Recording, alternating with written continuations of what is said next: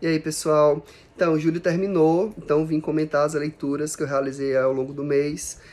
Julho foi o mês de férias, esperava ler um pouco mais, mas foi um saldo positivo, eu consegui avançar algumas leituras um pouco mais extensas, e li alguns livros em um dia, assim, né? Tirava um dia para ler um livro e começar e terminar no mesmo dia, e eu consegui fazer isso com alguns, especialmente aqui os primeiros da pilha. Então, não li tantos livros, mas eu li bastante. Tá? Então vamos lá.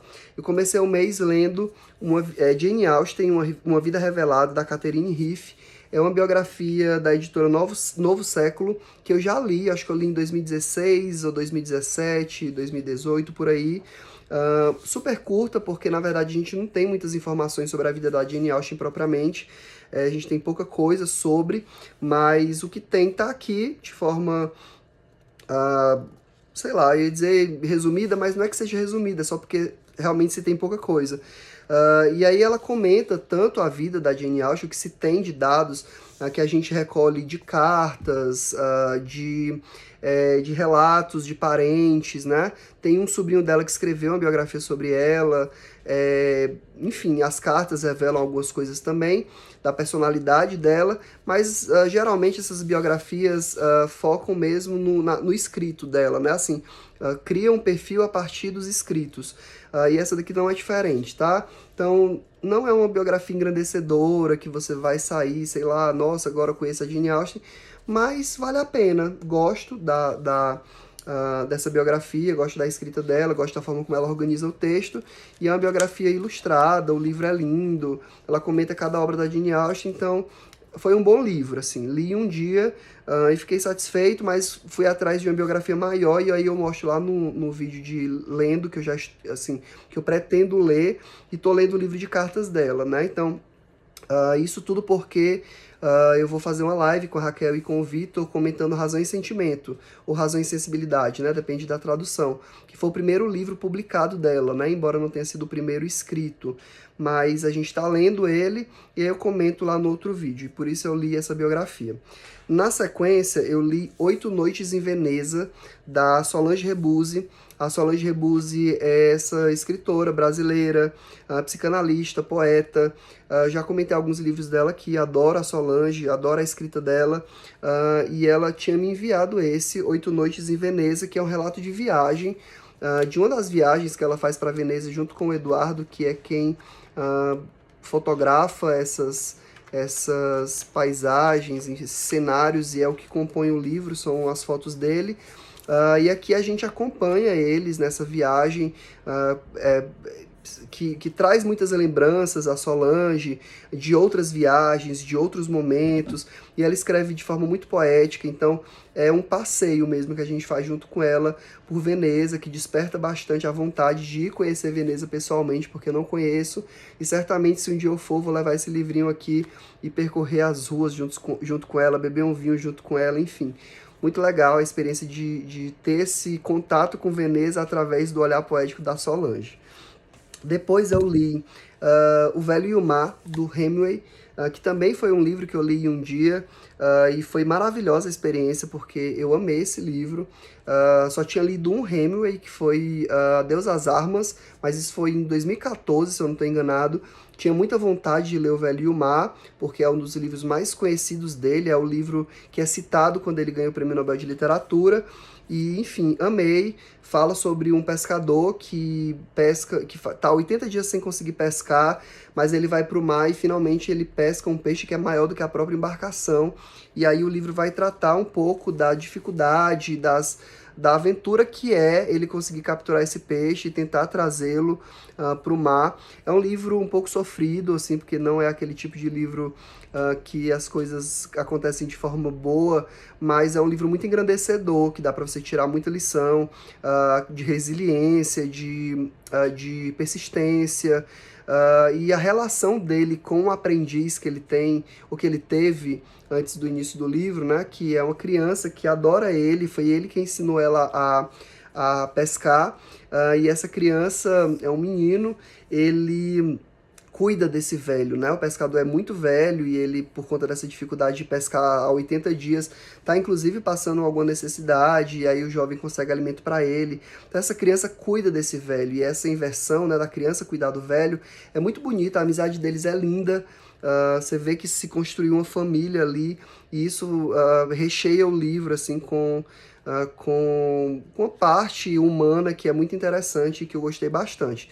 Então, O Velho e o Mar foi uma das melhores leituras que eu fiz esse ano.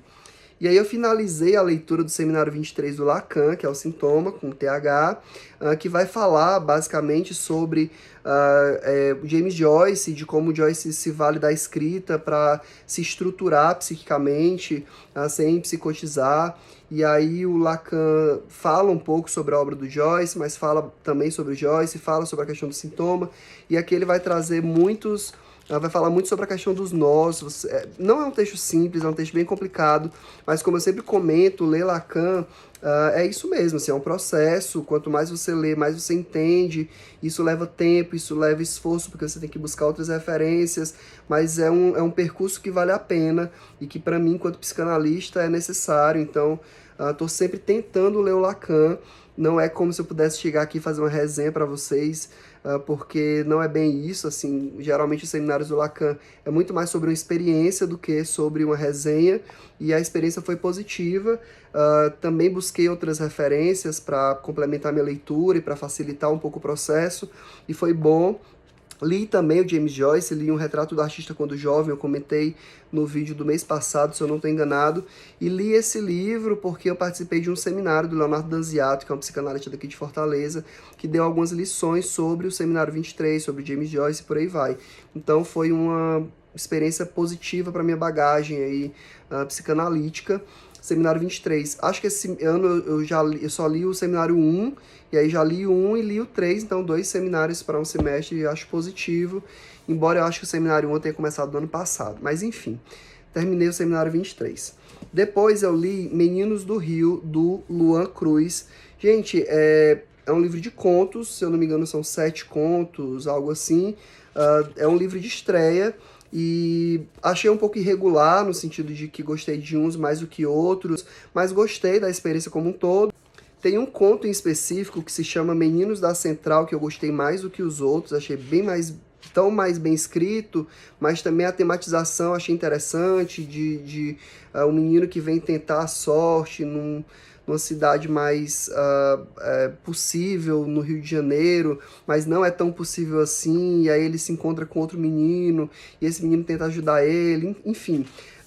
O livro tematiza esses meninos do Rio numa perspectiva de meninos, tanto meninos gays, porque vários dos contos ambientam e tematizam essa questão do LGBTQIA+, de drogas, essa coisa da juventude mesmo e de algumas experiências LGBTQIA+, e aí eu faço essa diferenciação, porque aí tem a coisa do aplicativo, tem a coisa do menino do interior, então ele realmente tenta tematizar isso, e alguns mais interessantes do que outros, mas de forma geral eu gostei, acho um livro bom para uma estreia, um livro de estreia, e acho que tem potencial para outros livros futuros, então tenho interesse em continuar lendo o autor, e eu gostei do Meninos do Rio, que eu ganhei de presente do Gabriel, obrigado Gabriel.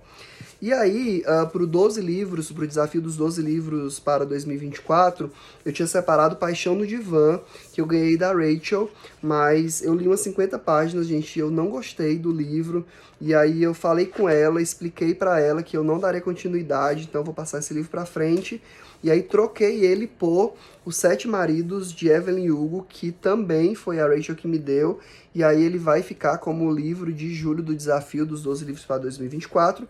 Ele é da Taylor Jenkins Reid, que é a mesma autora do Daisy Jones and the Six, acho que é esse o nome do livro.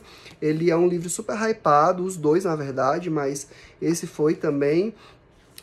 Gente, gostei, achei um livro interessante. Ela trata aqui de mulheres empoderadas, e isso é o interessante do livro. Tem uma temática LGBTQIA+, também, de alguma forma, também não vou revelar como. E tem esse plot de o livro ser dividido por fases da vida dela, em que ela está com um marido diferente. Ela é uma grande estrela de Hollywood, e ela está bem velha, e ela decide dar uma entrevista para uma jornalista específica para que ela escreva a biografia dela. Assim, ela é uma pessoa que sempre esteve na mídia, ganhou Oscar e tudo mais, e aí é uma surpresa que ela decida contar a vida dela, especialmente para essa jornalista, porque ela procura por ela, e no final a gente entende por quê, tem um plot no final que não achei muito convincente.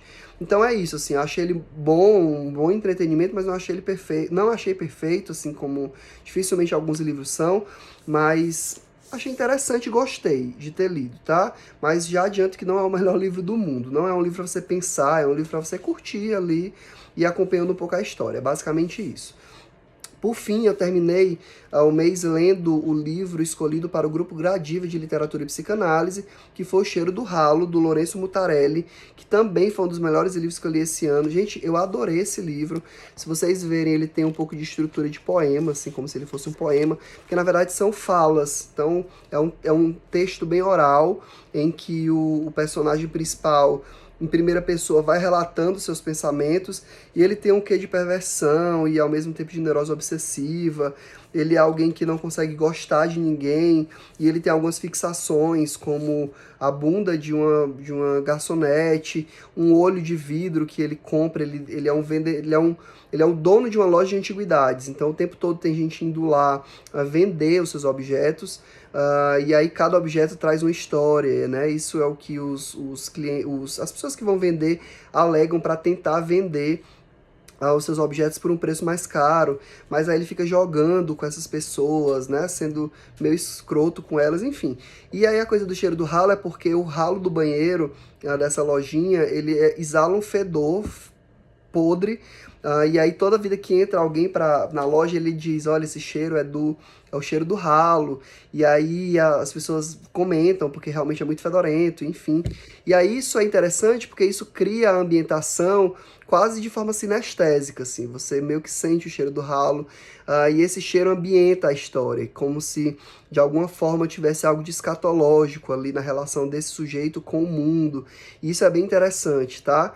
Eu adorei esse livro, a leitura é super fluida. Foi um livro também que eu li de um dia para o outro, assim, né? Li em 24 horas, mas li em 2 dias diferentes.